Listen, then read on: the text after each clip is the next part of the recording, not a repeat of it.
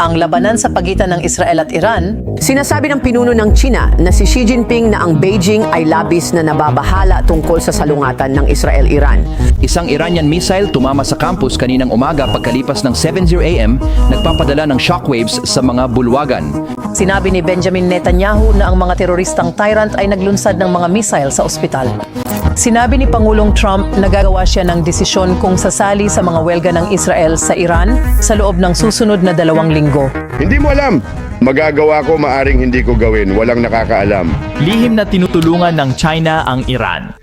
Sa nakalipas na ilang araw, lumilipad ang mga cargo plane mula sa China patungo sa Europe. Ngunit hindi talaga sila nakarating sa kalangitan ng Europe. Kita mo, lumilipad ang mga eroplanong ito sa hilagang China pagkatapos ay sa pamamagitan ng Uzbekistan at Turkmenistan at pagkatapos ay mawawala na lang sila sa radar.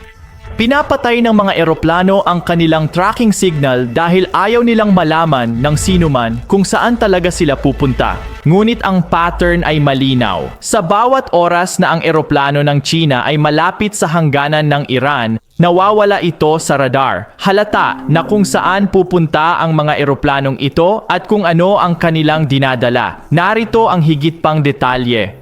Lalo na pagkatapos naming malaman na ang China ay nagpapadala ng mga cargo flight sa Iran.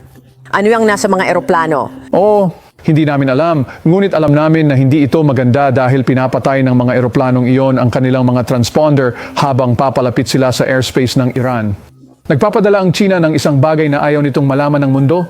Maaring ito ay mga bala, maaring mga drone, medyo hindi malamang tungkol doon, ngunit maari rin itong mga sandatang nuklear. Hindi lang namin alam. Hindi ka panipaniwala, mayroon kang bagong op-ed paano tinapos ng Israel ang katayuan ng kapangyarihan ng China sa gitnang silangan. Napaka-interesante.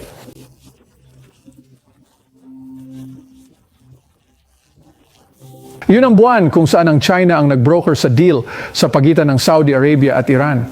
Noong nakaraang taon noong Hulyo, kinuha ng China ang 14 na paksyon ng Palestinian na pumunta sa Beijing para lagdaan ang tinatawag na Beijing Declaration, the Unity Pact. Kaya medyo nasa likod kami, ngunit sa pagpunta ni Pangulong Trump sa rehiyon noong nakaraang buwan, iyon ay talagang matagumpay na paglalakbay. Alam mo at tinatarget ng Israel ang Iran na siyang proxy ng China. Ang mga Iranian ay hindi nag-iisip na sila ay isang proxy kung mayroon man, ngunit ang mga Chino ay nag-iisip na ang Iran ay isang proxy, at ang China ay ganap na sumusuporta sa pag-atake ng Iran sa Israel. Kaya sa ngayon, ang mga patakaran ng China sa gitnang silangan ay sira-sira lang. Ngayon, ilang detalye ang idaragdag dito. Ang lahat ng flight na ito ay may huling destinasyon Luxembourg, ngunit ang sasakyang panghimpapawid ay hindi kailanman lumipad sa European na kalangitan. Mystery number 1 iyon? Ang misteryong numero 2 ay ang eroplanong ginamit dito ay isang Boeing 747 freighters. Karaniwang ginagamit sa pagdadala ng kagamitan at armas militar at karaniwan ding inuupahan para magpalipad ng mga order ng kontrata ng gobyerno. Ngayon, mahalagang tandaan ang mga puntong ito dahil maraming tao ang nag-isip na baka ginagamit lang ng gobyerno ng China ang mga eroplano para ilikas ang mga Chinese national palabas ng Iran. Napakaraming gobyerno sa buong mundo ang gumagawa nito, kaya posible ito. Ngunit ang isang bagay na kahinahinala ay ang katotohanan na bakit ang mga eroplanong ito ay maghain ng maling data ng paglipad. At higit pa rito, bakit nila papatayin ang kanilang signal sa pagsubaybay kung ito ay isang normal na paglipad sa paglikas? Nakikita mo ngayon dito kailangan nating maghukay ng mas malalim sa relasyon ng Iran at China. Sa ngayon, ang China ang pinakamalaking consumer ng enerhiya sa mundo. Yung mga pabrika na ginagamit ng China para gumawa ng mga bagay-bagay, tumatakbo sila sa langis at gas. At 90% ng langis at gas ng Iran ay direktang napupunta sa China. Sa katunayan, talagang nagbebenta sila sa mga mamimiling Chino ng may diskwento dahil sa mga parusa. Kita mo, ang Iran ay ang pinaka-pinagpapatibay na bansa bago sinimulan ni Putin ang kanyang walang kabuluhang pagsalakay. Nangangahulugan iyon na hindi maraming bansa ang gustong bumili ng langis ng Iran. Kaya kinailangan nilang ibenta ito sa mga mamimiling Chino at kailangan nilang ibenta ito ng may diskwento dahil wala silang ibang pagpipilian. Ngayon, hindi ko na kailangang ipaalala sa inyo kung gaano karaming mga digmaan ang nagsimula sa langis at ang China dito ay may napakalaking insentibo upang matiyak na hindi bumagsak ang rehimeng Iran. Kaya medyo posible na may mga armas sa mga flight na ito. Hindi namin alam kung anong uri ng mga armas, ngunit posible na mayroong isang bagay na makakatulong sa militar ng Iran. Ngayon ito ay kung saan kailangan nating pag-usapan ng tungkol sa kamakailang mga pag-atake ng missile ng Iran sa loob ng Israel.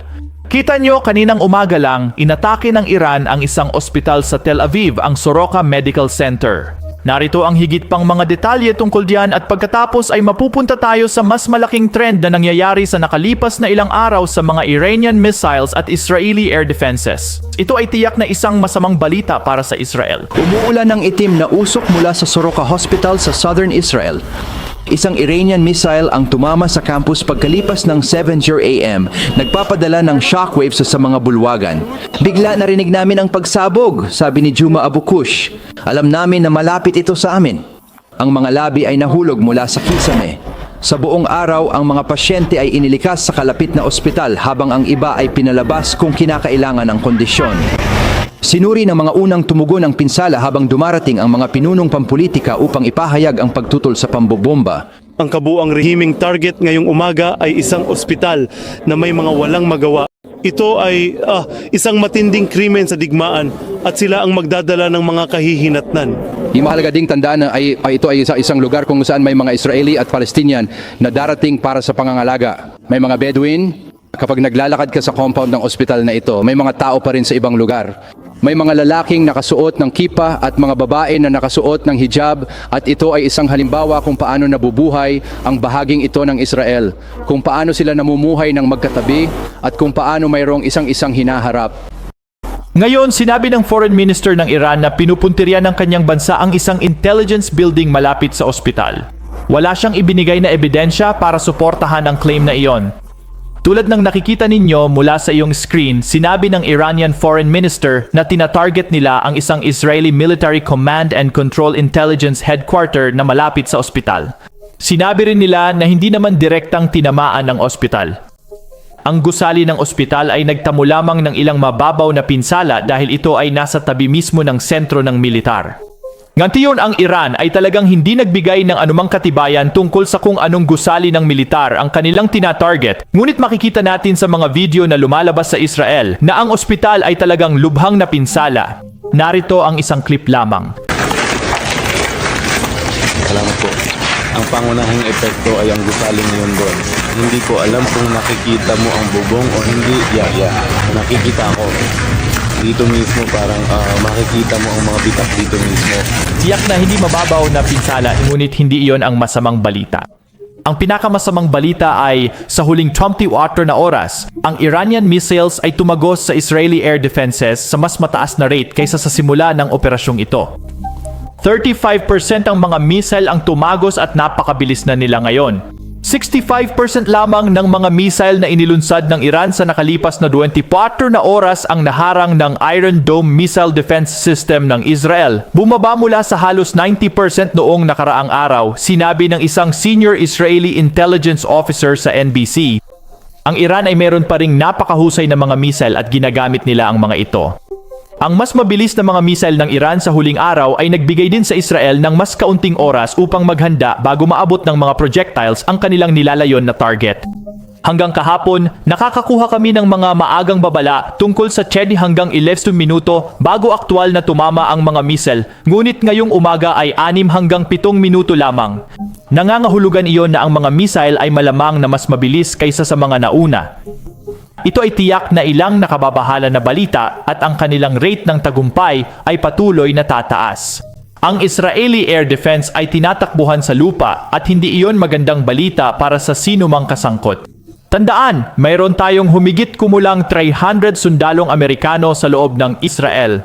Marami sa kanila ang namamahala sa THAAD Air Defense System na ipinahiram natin sa Israel. Ngunit kahit ganoon, pahirap ng pahirap humarang ng mga missile. Dito kailangan nating pag-usapan ang halaga ng mga interceptor. Kita nyo ang David Sling at ang Arrow 2 at 3 na ginagamit ng Israel upang i-target ang mga ballistic missiles at ihinto ang mga ito. Nagkakahalaga sila kahit saan mula sa $1 milyong hanggang $3 milyong bawat interceptor. Higit pa rito, ang THAAD system na ibinigay ng US ay nagkakahalaga ng kahit saan mula $12 hanggang $14 milyong bawat interceptor. Ngayon, syempre, mula sa pananaw ng Israel, mas mura pa rin ang pagharang ng isang ballistic missile kaysa hayaan itong tumama sa isang lugar na may populasyon. Ang pinsala sa infrastruktura ay aabot sa daan-daang milyong dolyar. At higit pa rito, hindi natin malilimutan ang tungkol sa buhay ng tao na mawawala kung may epekto ang isang missile. Ngunit dito talaga nagiging problema ang mga humarang. Nakikita mo ang mga interceptor na ito ay napakamahal dahil talagang mahirap gawin ang mga ito at mas mahirap gawin ang mga ito sa dami na kailangan nito sa ngayon. Ang Iran ay nagpapadala ng mga alon sa bawat solong araw at ginagamit ng Israel ang kanilang stockpile. Ngayon, syempre, hindi namin alam ang pampublikong numero. Hindi ipinapahayag ng Israel ang bilang ng mga interceptor na mayroon sila dahil makakatulong ito sa mga kaaway na malaman kung gaano karaming mga ballistic missiles ang kailangan nilang i-shoot. Ngunit maaari nating ipagpalagay na ang bilang ay may hangganan at nangangahulugan ito na darating ang isang punto kung saan ang Israel ay magsisimulang maubos ang stockpile na mayroon sila at ang mga desisyon na harangin ng isang missile o hayaan itong magkaroon ng epekto ay magiging mas mahirap at mas mahirap. Sa kabilang banda, limitado rin ang Iran sa stockpile na mayroon sila ng ballistic missiles at hypersonic missiles. Higit pa rito, ang mga misyon ng Israeli ay nagpapatuloy pa rin sa loob ng Iran upang sirain ang mga missile launcher.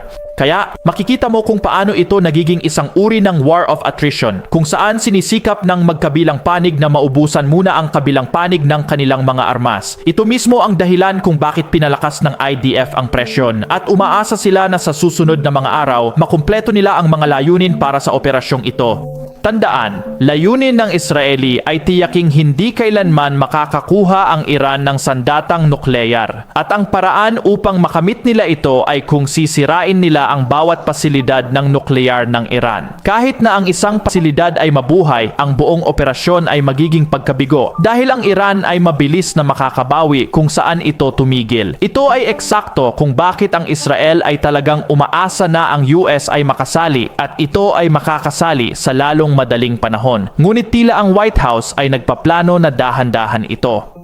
Kaninang umaga lang lumabas si Pangulong Trump ng isang pahayag na pinabulaanan ang pag-uulat ng Wall Street Journal kagabi na nagsasabing inaprubahan ni Pangulong Trump ang mga planong mag-strike sa loob ng Iran.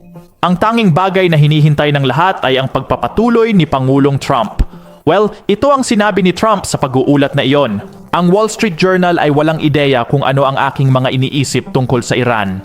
At pagkatapos ay mayroon kaming Press Secretary Caroline Leavitt na sabihin ito sa press conference. Ngayon, tungkol sa patuloy na sitwasyon sa Iran, alam kong maraming haka-haka sa inyong lahat sa media tungkol sa pagdedesisyon ng Pangulo at kung direktang kasangkot ang Estados Unidos o hindi. Sa liwanag ng balitang iyon, mayroon akong direktang mensahe mula sa Pangulo at sinipi ko, batay sa katotohanan na mayroong malaking pagkakataon ng mga negosasyon na maaaring mangyari o hindi sa Iran sa malapit na hinaharap, gagawin ko ang aking desisyon kung pupunta o hindi sa loob ng susunod na 2 linggo. Yan ay isang quote na direkta mula sa Pangulo para sa inyong lahat ngayon. Di nagtagal pagkatapos ng press conference na ito, meron kaming mga ulat mula sa Reuters na nagsasabi na ang mga negosasyon ay aktwal na nagpapatuloy, hindi sa personal ngunit sa tawag. Habang sinasalakay ng mga jet ang Tehran, nakikipag-usap ang Foreign Minister ng Iran kay Steve Witkoff. Maramihang tawag, walang handshake. Ngunit ito ang unang dialogo mula nung nagsimula ang digmaan. Linya ng Tehran. Mag-uusap tayo kung ihinto ng Israel ang pambobomba. Ang posisyon ni Trump, walang pagpapayaman sa lupa ng Iran. Stalemate, ngunit hindi katahimikan. Bagong alok sa US ay nasa talahanayan. Pagpapayaman ng uranium inilipat sa labas ng Iran. Tinanggihan. Sinasabi ng mga diplomat na gusto ng magkabilang panig ng paraan palabas. Ngunit lumiliit ang silid. Ngayon, hindi talaga ito bagong alok sa US. Ito ang alok ng US noong nagpapatuloy ang negosasyon sa loob ng 6 araw na deadline na katatapos lang. Sa negosasyong iyon, ang alok ng US ay maaring panatilihin ng Iran ang kanilang sibilyan na programang nuklear, ngunit hindi nila maaring pagyamanin ang uranium. Ang dapat nilang gawin ay bumili ng enriched uranium mula sa labas ng mga bansa tulad ng China. Ngunit tinanggihan ito ng delegasyon ng Iran at dapat silang makabuo ng isang counter-offer sa Lunes. Ngunit ang operasyon ng Israel, ang Rising Lion, ay nagsimula noong Sabado. Kung tama ang aking pagkaalala, kaya lahat ng negosasyon ay nakansela. Tila pareho pa rin ang mga posisyon para sa magkabilang panig kahit na ang lahat ng pinagdaanan ng Iran. Samantala, ang Israel ay patuloy na sinasalakay ang mga target ng Iran sa loob ng Iran. Kaninang umaga lang, kitang-kitang nasira ang heavy water reactor complex ng Iran sa Iraq mula sa satellite imagery, gaya ng nakikita ninyo mula sa iyong screen. Sa katunayan, nag-publish din ang Israel ng video na particular na strike na ito na ipe-play ko ngayon.